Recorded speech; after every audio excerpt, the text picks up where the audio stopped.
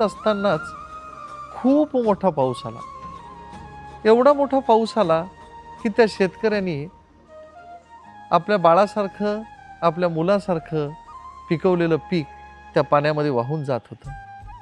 आणि तो शेतकरी त्या शेंगा वाचवण्यासाठी त्या पाण्यावर झोपला होता. माझ्या अंगावर काटे आले. एखाद्या मुलासारखं वाढवलेलं पीक त्या पाण्यात वाहून जात असताना त्या शेतकऱ्याच्या जीवाची तगमग काय होत असेल. त्या शेतकऱ्याचं त्या पिकाशी आणि त्या काळ्या आईशी असलेलं हे नातंच नाही का? काय प्रेम असेल. पण हे नातं माणसाला उभं राहायला शिकवतं. हे नातं माणसाला जगायला शिकवतं. ते पीक वाहून जात होतं. बघणाऱ्या आपल्यासारख्या असंख्य लोकांच्या डोळ्यातून अश्रूच्या धारा वाहत होत्या. आपली मानव म्हणून सचेतना जागी होत होती. आपल्याला वाईट वाटत होतं.